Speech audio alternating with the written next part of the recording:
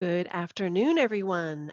Thank you for joining us. My name is Amanda Graham. I am the academic director of the Irving Institute for Energy and Society here at Dartmouth, and I am delighted to welcome you to today's energy seminar as part of the Dartmouth Energy Collaborative. And we're really excited to be joined today by Julia Chelen. Um, Julia, I hope I'm pronouncing your name somewhere in the right ballpark there. Julia is a research associate at the Dartmouth Institute, where she focuses on health and energy questions in her research. We'll hear more about a specific project in the electric industry and discourse regarding climate change there that I'm really intrigued about because this connection between health and energy and behavioral study approaches, I think, is a really exciting direction to move into in energy and society research. Before she was at Dartmouth, Julia was at Johns Hopkins at the Center for um, Advanced, fill me in, Julia. I'm not reading my own writing. The Center for Advanced Oh, the Center for Advanced Modeling in the Social Modeling. Behavioral Health Sciences. Got it, exactly. My apologies. Yes. And also at the Brookings Institution at the Center for Social and Economic Dynamics.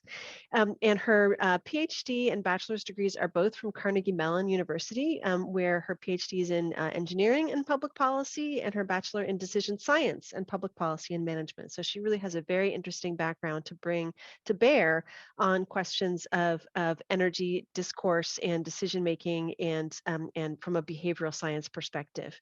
I also noticed that that Julia, you just were a co-author on a paper published last week on a video game intervention with hospitalists, so with physicians, to help to understand whether that kind of intervention can help to increase the instances of advanced care planning. So really innovative methodological approaches here, and we're really excited and interested to learn more about your work looking at the SEC. And so without further ado, let's hand it over to Julia to take it away. Thank you, Julia. Thank you very much for that really wonderful introduction. I will go ahead and share my screen.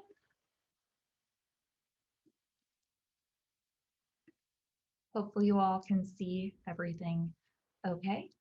My name is Julia Chelen. I'm really glad to be here speaking with you all today about a piece of ongoing research where we're trying to understand what we can learn about companies in the electric industry using what they write in their disclosure filings with the United States Securities and Exchange Commission. In particular, we're looking at what they say about climate change and weather because of its importance in terms of electric reliability, and then a few other subjects that I'll describe in more detail. First, why are we looking in this type of text, particularly for discussion of climate? Some of you may recall a couple of years ago, these emails were released in the news where this author from the Natural Resources Conservation Service, which is part of the Department of Agriculture, was specifying how to talk about climate and carbon related modeling. So no changes to the modeling, just changes to the discussion. Specifically, avoiding climate change and saying weather extremes, avoiding climate change adaptation and saying resilience to weather extremes, intense weather events, drought, heavy rain, spring ponding. This type of emphasis has continued into the current administration. This is a slightly more partisan tone, but recently agencies here at the EPA have again returned to climate change terminology. So what we can see is that the choice of words here, it's meaningful. And we know from psychological research that many of the reasons for agreeing or disagreeing about climate change and climate science relate to the perception of climate change itself. And a few studies have demonstrated that the choice of climate-related words can influence cognition. So comparing climate change to global warming may prime heat-related cognitions.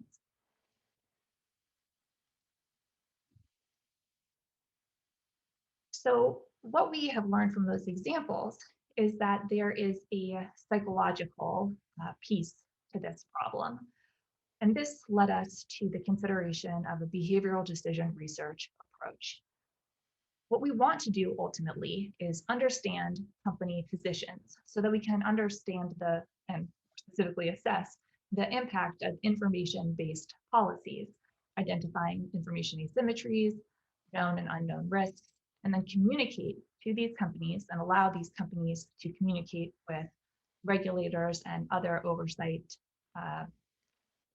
regulatory bodies, as well as consumers, what they need to know and how they'll use that information. And behavioral decision research offers a way to do this. With behavioral decision research, and I'll try to explain this very generally, there is a separation of the problem into very often a normative technical solution of what the decision maker should do, where we make stronger assumptions about the completeness of information and a rational model of decision making, for example, utility theory.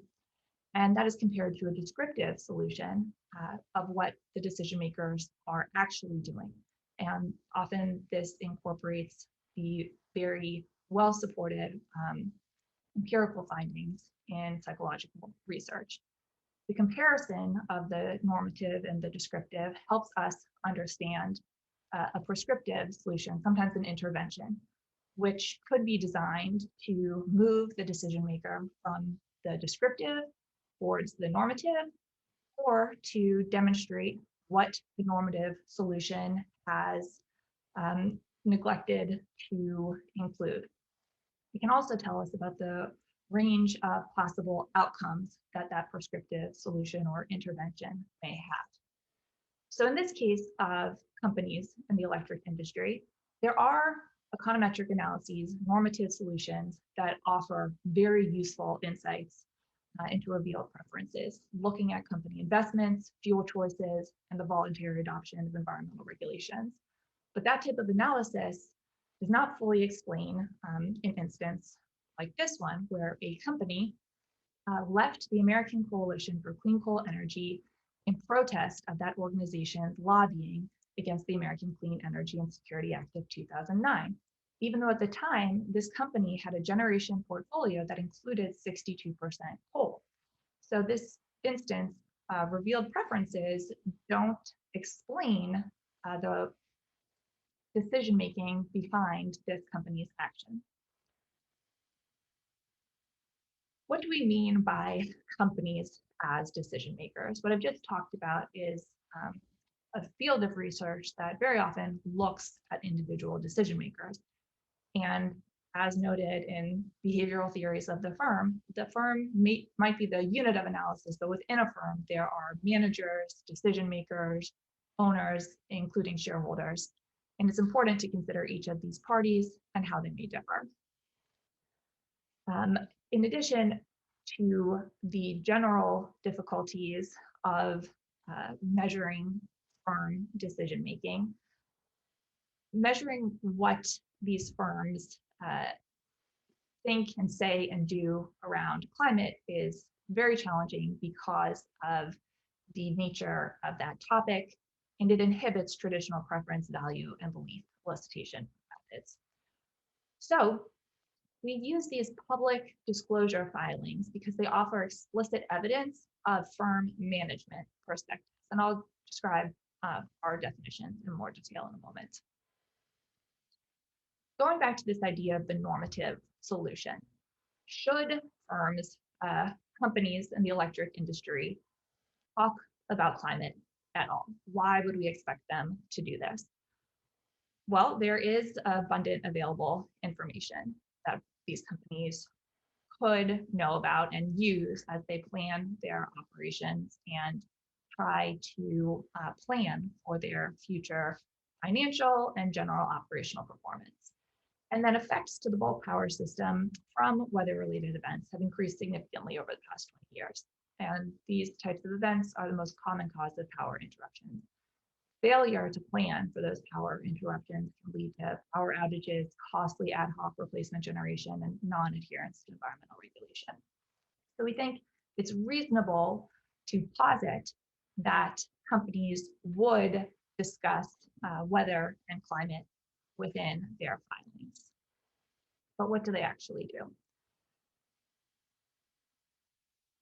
Briefly, I'll describe what we mean here by decisions, behaviors, and who the decision makers are. So the behavior we're looking at is statements made by informed managers in these SEC filings. And these managers are the signatories of the filings. And the signatories can vary slightly depending on the corporate structure. We then look at the decisions in terms of the generation portfolios, and we use data from the Energy Information Administration to look at the different proportions of fuel sources for these companies' generation. This is a very full overview of our text analysis data collection method. This is simply to show you that I would be happy to talk about this in more detail if any of you have questions. We use two different samples, one focused on CERC, one of the reliability councils within the United States, and then the other was a full national sample where we use definitions with standard industrial classifiers as defined by the SEC. We look at two types of filings, annual reports, 10Ks, and then 8Ks, which are submitted in response to significant events, generally within 4 days of that significant event. And we combine the measures, which may be why these total numbers of forms look slightly unclear to you. Those are the totals. We combine 10Ks and all of their amendments, and then we create average and a standard deviation measure for 8Ks because there can be so many 8Ks within the year. You should all note that these forms are guides. They are not blanks to be filled in, so there is quite a bit of discretion between companies and how they fill out the forms. The general standards for inclusion are based on materiality. And again, there is a tremendous amount of discretion here for each company and what they decide to include. So putting this all together, if the information would alter the total mix of available information, then it could be considered material. The omission or misstatement of an item in one of these filings rests on this idea of a reasonable person and whether a reasonable person's decisions would have been changed or influenced by the inclusion or correction of that item. So what we can see here is that the company's decision or behavior of including climate-related information is a reflection of their ideas of its importance or usefulness or relevance when communicating to shareholders and the public, and in describing their own financial and future financial performance. So we wanted to know, first, can we find this type of language in the filings? We are positing that we can because it seems like a relevant subject and that there is sufficient information available to include that would influence decision-making within the company. And then can we identify any relationships between what is said in the filings and some separate measure of decision-making? So first, what we saw is that yes, companies are discussing climate or global warming. And you can see that there appears to be increasing use of this phrasing.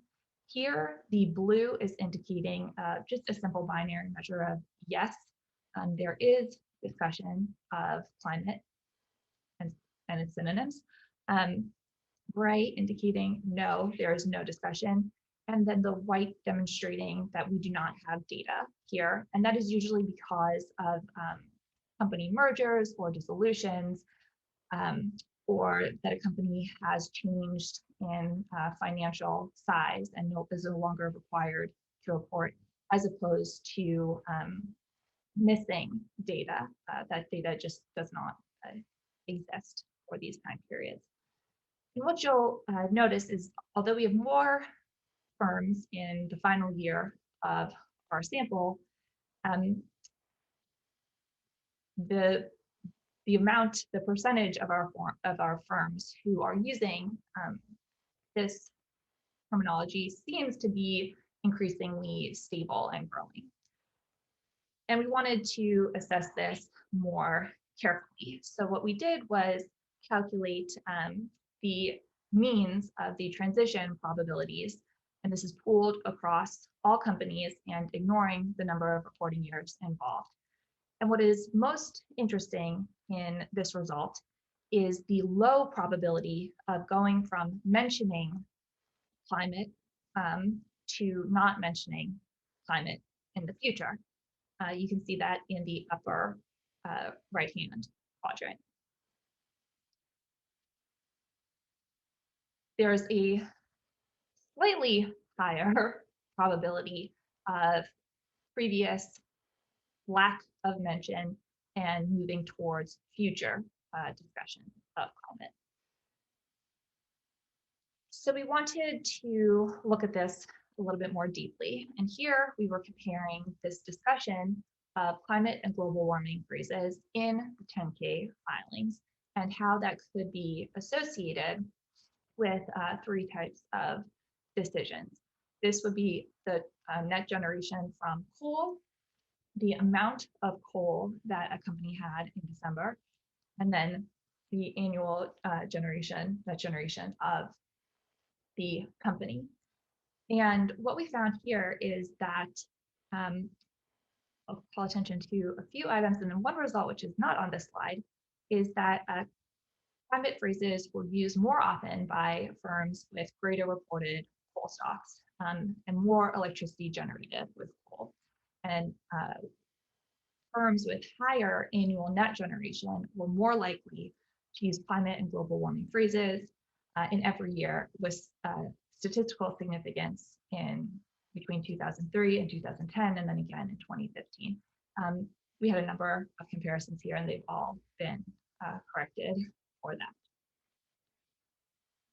What is not included in this slide, but is a separate interesting result, is that firms with a higher proportion of solar generation were also more likely to use the word solar, but not other terminology. So we do think that there is reason to continue with our analyses, in that companies have been discussing climate and related issues in their filings from 1996 on, and perhaps earlier, and that these phrases are connected and significantly associated with the decisions made by the companies, particularly in terms of their generation portfolios.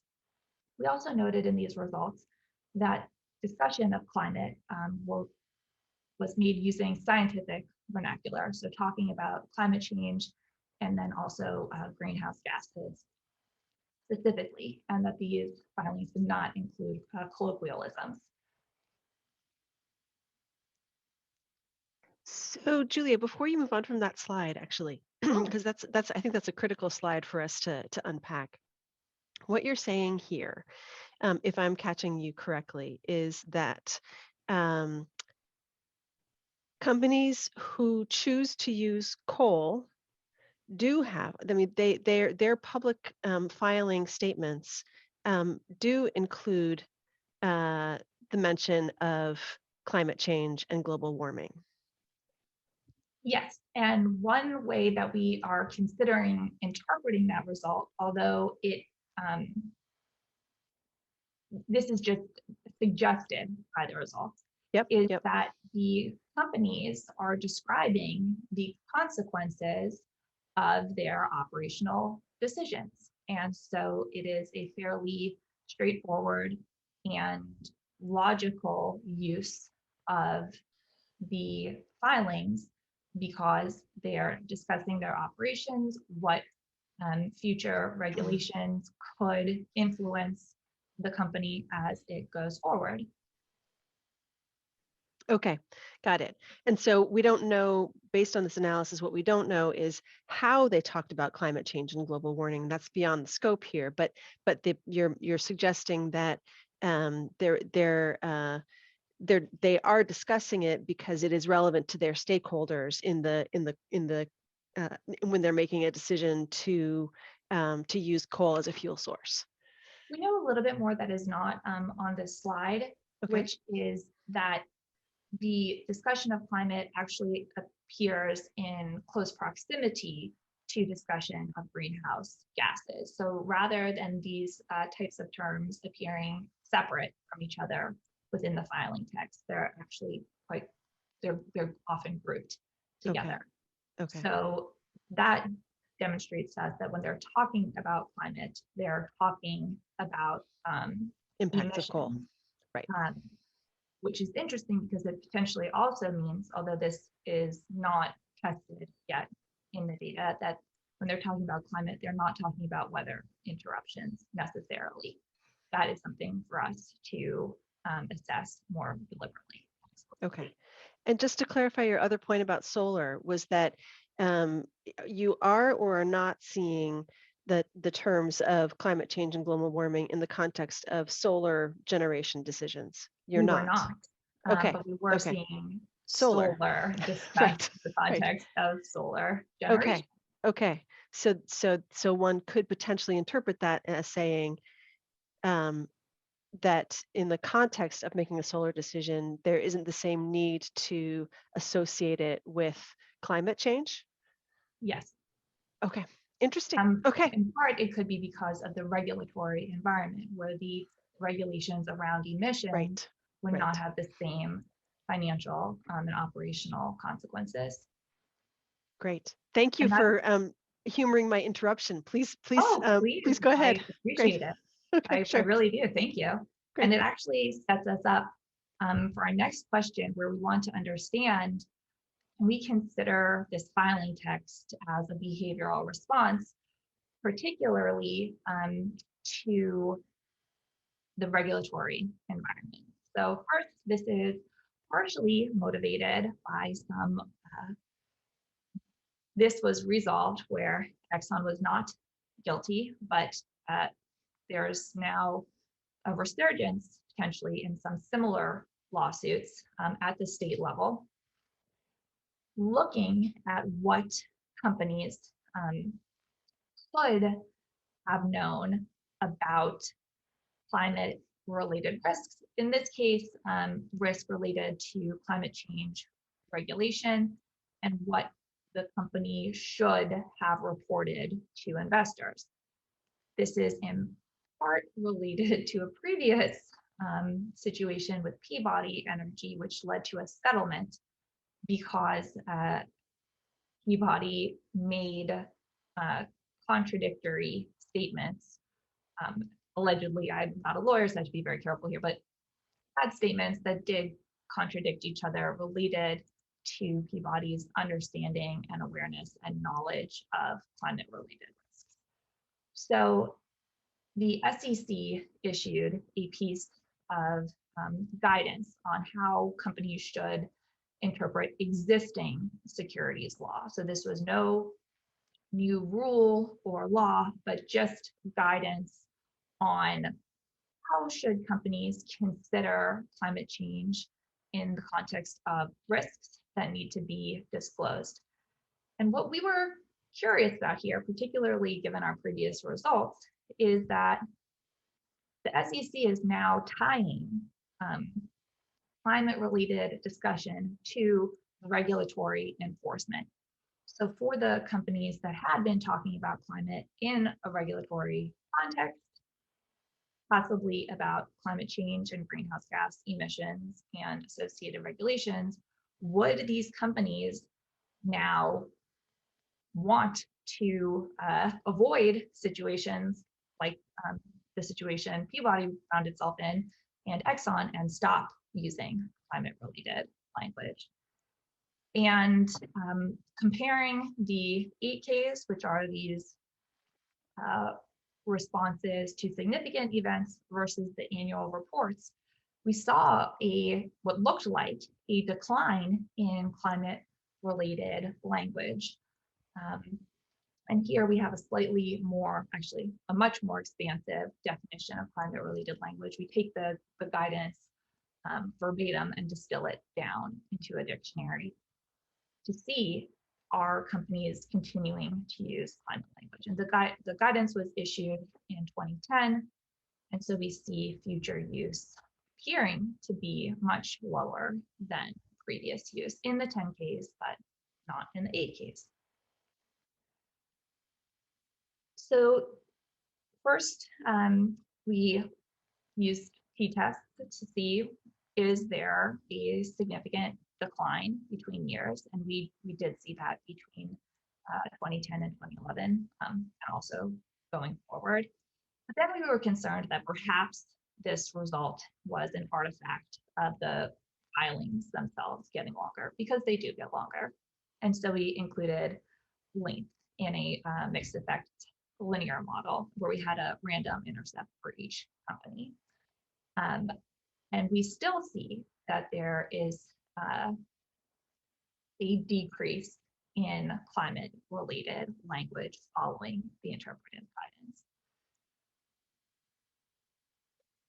Because individual companies' changes in guidance terminology and this climate terminology varied between a decrease of about 1.5% and an increase of about 0.5%, we thought we should probably incorporate different company level predictors. And so here we built out our models to see, again, if the decline could be associated with the guidance going between 2010 and 2011, if it was an artifact of length, if the ownership of the company was a primary contributor, if the company was subject to renewable portfolio standards, if the company operated in a regulated or deregulated market, if the company was affiliated with the Carbon Disclosure Project, and then the industry classification. So this is how we defined all of the companies we looked at initially, how they identify themselves to the SEC. And we still see that there was a significant decrease in the climate use of climate-related terminology following the SEC guidance.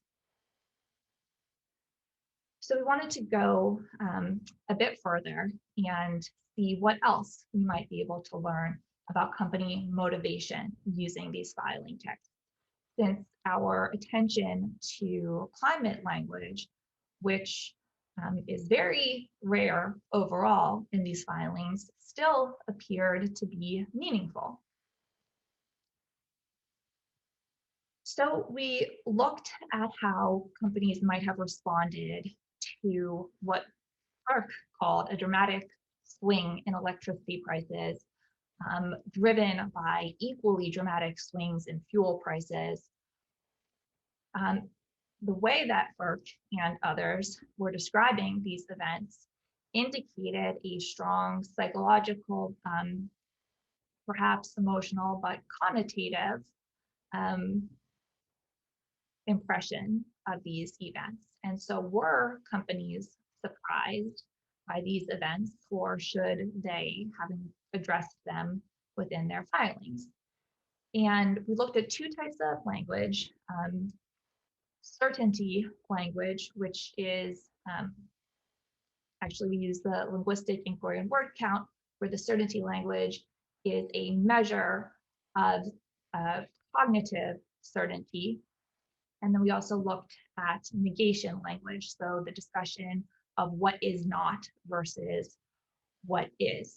So what was most relevant in our findings that I'll talk about quickly, but I'd be happy to answer more questions on this subject, is that in general, following the price shock, that period is associated with a 16% decrease in the average use of certainty language. So that is demonstrating a fairly logical response where these companies, if they were surprised, they would decrease their expressions of certainty because they are uncertain about the current circumstances, financial circumstances, and future financial circumstances. But what we did see is a 1% increase in December oil stocks is associated with an approximately 3% rise in certainty language on average.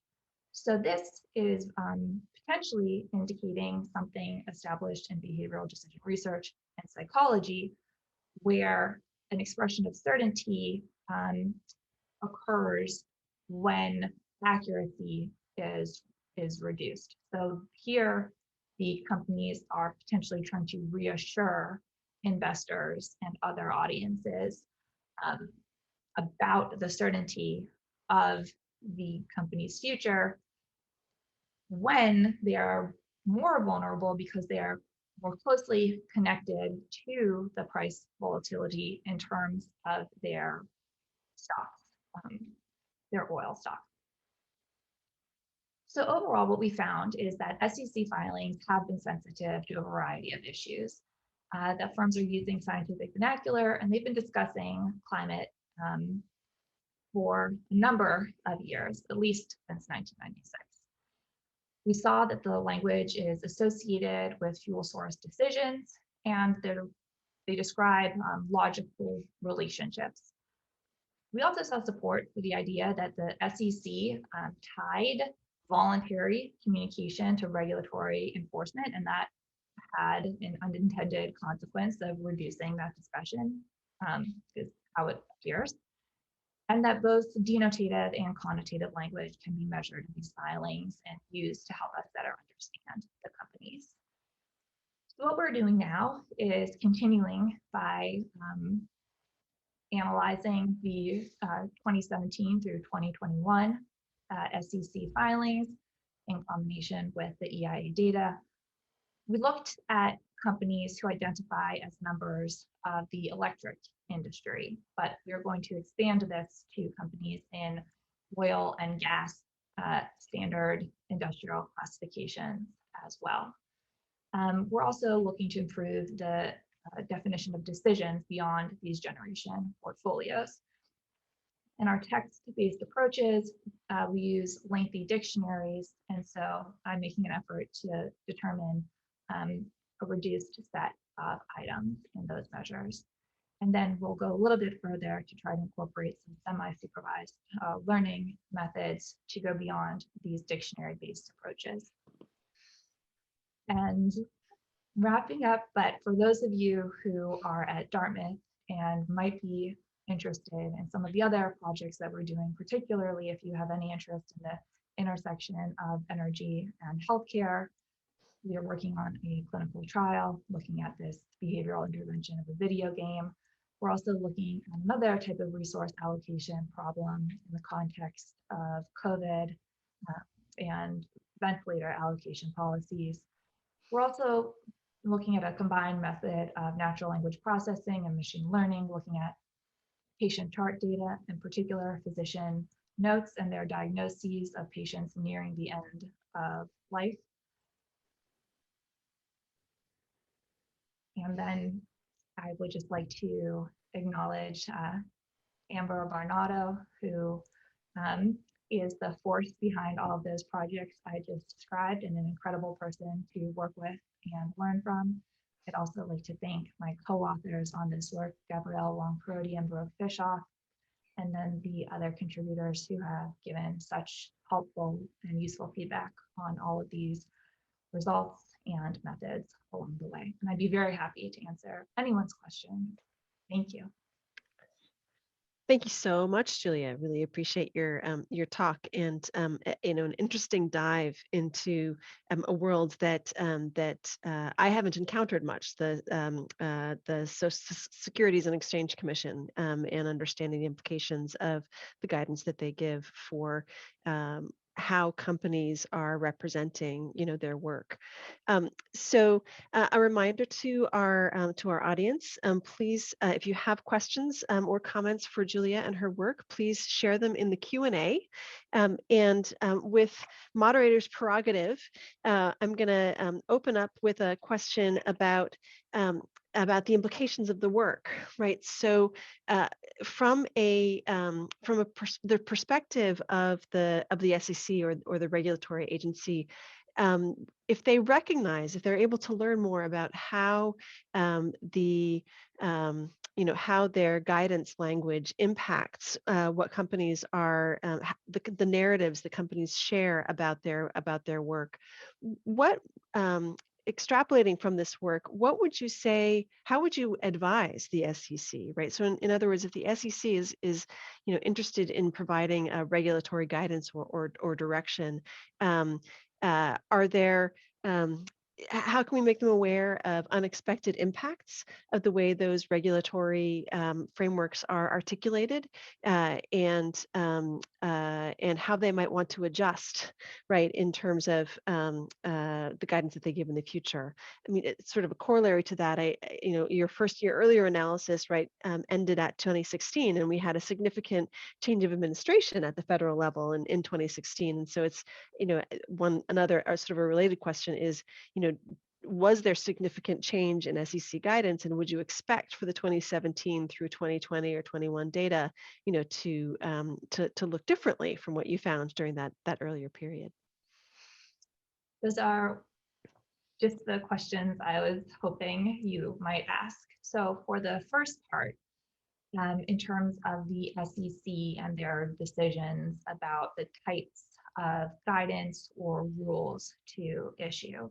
So it appears that the SEC is well aware of the limitations of interpretive guidance, and they actually did move ahead with a more formal rulemaking process and are currently, I believe, soliciting public input. So for anyone with expertise or with an important contribution to make to this subject, I think that I would encourage you to submit your feedback to the SEC, particularly as they decide whether this topic of climate, or perhaps climate and weather, requires a formal rule which has stronger penalties for omission.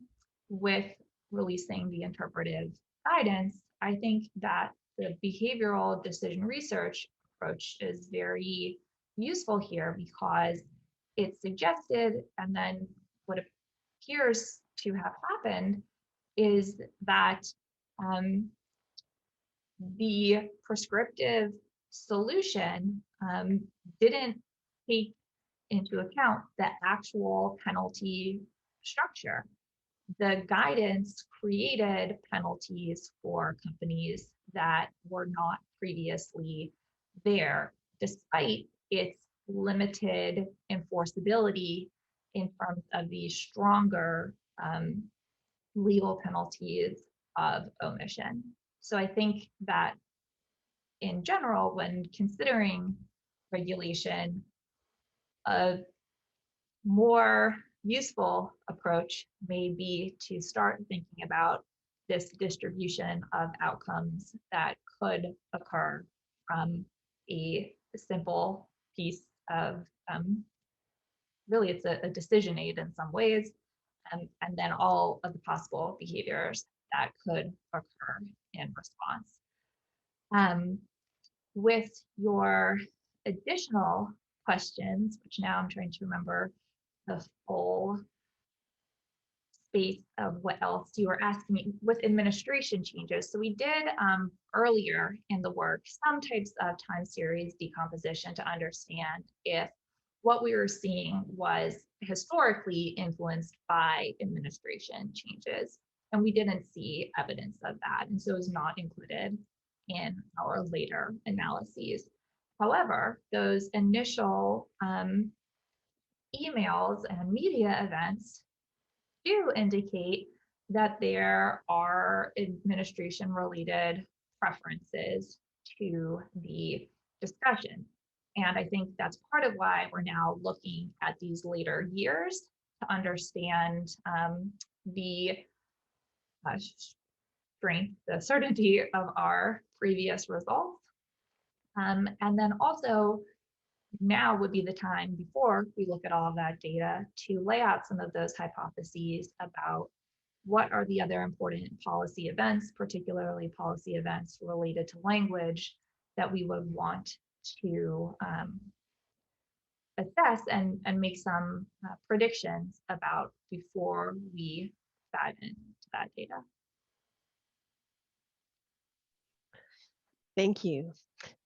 We did have a question submitted by an audience member who wondered about the applicability of this methodology of analysis of discourse to other fields, and I wonder if you can speak a little bit to that question. One of the great advantages or characteristics of our work in energy and society is its multidisciplinarity, and in seeking to build bridges, right, across disciplinary and methodological boundaries. So I wonder if you could speak a little bit to where it is used and where it could be used to good effect. Sure. So I would consider the approaches within text analysis, natural language processing to be incredibly advanced at this point across many different domains. With this type of approach, we actually explored some of the, I'll say, preferred methods. We looked at topic modeling, for example, but the discussion of climate in SEC forums is so infrequent that a lot of the preferable probabilistic approaches didn't work for us. And that's why we reverted to a dictionary-based approach. And I think that that might be helpful for researchers who have tremendously large data sources like we do with these SEC filings, but that want to study subjects or content areas that occur very infrequently, and they need to still find them and aren't able to read through this massive text.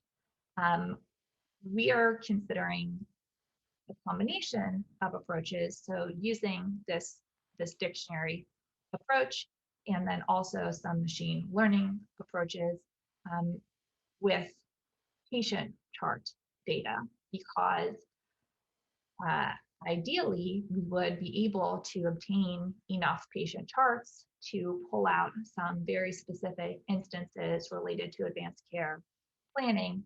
But again, that type of language will occur very infrequently compared to all of the other text. I think with using something like SEC forms, it's interesting because it's all publicly available data, and that opens up a lot of opportunities for researchers. It changes how we might interpret the data because there's an aspect of deliberate communication within SEC filings, and I think that can be very useful, especially comparing that deliberate communication to some of the measures of revealed preferences and seeing where there is congruence or divergence. And similarly, people may want to look at other financial institutions like the Federal Reserve, and that could be another great repository of very meaningful data. So I wonder if you could talk a little bit. One of the extensions that you mentioned was to expand this beyond electric utilities and into oil and gas, right? And I wonder if you could talk a little bit about any hypotheses that you might have going into looking at those data in terms of, what you might expect to find in terms of, climate or global warming mentions, or in terms of the languages of certainty and negation that you talked about a little bit earlier as well. Thank you. So, in part, because we're talking about the electric industry, it seems like a glaring omission to exclude companies who have these other industrial classifications. And to a certain extent, there are results that we think should repeat, where the companies who had greater oil stocks and used decreased certainty, we would expect, based on those results, to see the same pattern within oil company industrial classifications. Similarly, for natural gas, the companies that were potentially not as closely tied in terms of their resource investments, we would want to have, we would expect to see a completely different direction of their use of certainty language. And then we only looked at this particular event. And so it would be ideal to have a more detailed inclusion of the actual investments of these different companies to compare to their statements. I wonder also if there is an opportunity. So we talked a little bit about uh, guidance that one might be able to take away from this analysis for the SEC. But I wonder if there are, if you would speculate, if there are implications for other regulatory agencies, right? So in other words, would there be benefit in sharing, the results of this finding, not just with, folks from the SEC, but also with, for example, from the FERC or from the Department of Energy, or, could the implications of this of this kind of analysis and findings go beyond, just the Securities and Exchange Commission into other aspects of, federal or even state regulatory systems? Would you be willing to comment on that? Sure, I think that was our original intention, is less to provide any suggestion to the SEC, in part because we did not get into the legal framework of securities law and the disclosures, other than very generally. But part of what we were looking at is, where is the consistent use of climate related terminology? So our regulatory authorities of a variety of different affiliations and playing different roles, are they using language the same way that these companies are using the language? And that's part of why I didn't get into the detail of this, but with our text-based measures, as we were developing the terms within each dictionary, the initial dictionaries were actually pulling from statements made by FERC, NERC, and then some of these companies in their annual reports. And this was very early, before we went through a series of expert elicitations to understand scientific vernacular versus colloquialisms. There were certain companies that at various times used phrases like Mother Nature. If there was a greater discussion of climate change or specific types of weather events. One result I didn't get into is we did a light analysis of weather-related terms alone, using basically a national standard of these are the types of events that are considered weather. And one thing we didn't find, and I didn't report on this because we haven't really gone through it, is a lack of discussion of wildfires. And so for regulators in California, or consumers in California and elsewhere, being able to quickly pull out that type of information from these filings and understand, is my utility talking about a risk that I am concerned about, that could be very valuable, at least as a very efficient starting point. But as you say, you did not find that at least a preliminary level, you did not find in your review of the SEC filings significant.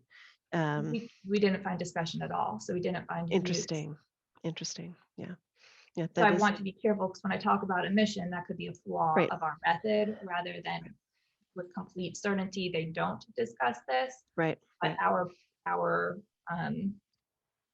text extraction of identifying instances of wildfire did not, and I'll say structural equivalence, did not identify any instances. Well, I think that I mean, that's an interesting place for us to close, right? Because I think that in terms of thinking about the implications of the work and the potential future directions of work, I mean, it would be very intriguing to understand more about why that might be the case, right? And if that is confirmed, then to be the case. So, Julia, I'd like to thank you very much on behalf of the Dartmouth Energy Collaborative and the Irving Institute for being with us today and sharing your work looking at using a behavioral approach to understand the implications of what we're seeing in some of this regulatory documentation. So thank you again, and we're anxious to continue to watch your work as you go forward and pursue this line of questioning. So thank you again, and we will stay tuned. So I'm wondering, perhaps if you could stop sharing your slides, then we'll have Stephanie put up a slide about some of the things that are coming next that I want to make sure that folks are aware of. If you haven't already done so, folks, please save the date on your calendar for our inaugural Energy Forum. Investing in Our Energy Futures is our conference that's taking place virtually on 3 days in May 3, 4, and 5. Sign up at dartgo.org/energyfutures or head to the Irving Institute website for more information on that. And then we have a few events in the meantime between now and May 5th, May 3rd and 5th, and some of them will help you to get ready for that conference. First off, in just 5 minutes now, we're kicking off our program of Crossroads, which is really looking at the intersections of race, housing, policing, racial violence, and justice in the context of LA here at the anniversary of the Rodney King beatings and riots. And so tune in 4 minutes now for Michael Lenz from UCLA for a talk that will kick off that series that's taking place Tuesdays and Thursdays throughout April. Also happening this Thursday is one of the first Power Up Thursdays of the spring term, sponsored by the Rever Center for Energy. And the topic there is solar. So a solar 101 session on Thursday. And then next week, we'll have Dr. Sarah Kelly, who is here at Dartmouth College, speaking in our new energy series, which features young and emerging energy scholars, looking at her work in Chile on hydro development and markets and indigenous communities and territories there. And then finally, take note of a seminar, again in this series of our Deck Lunch series on April 13th with Josh Pearson from EDF Renewables. This is a great way to sort of start to get your toe into thinking about energy finance as we head into the time of our Investing in the Energy Futures conference. So tune in for that 2 weeks from today. And with that, I would like to say thank you again to everyone for being here today. and enjoy the emergence of spring. Thank you again, Julia, and we'll see you next time.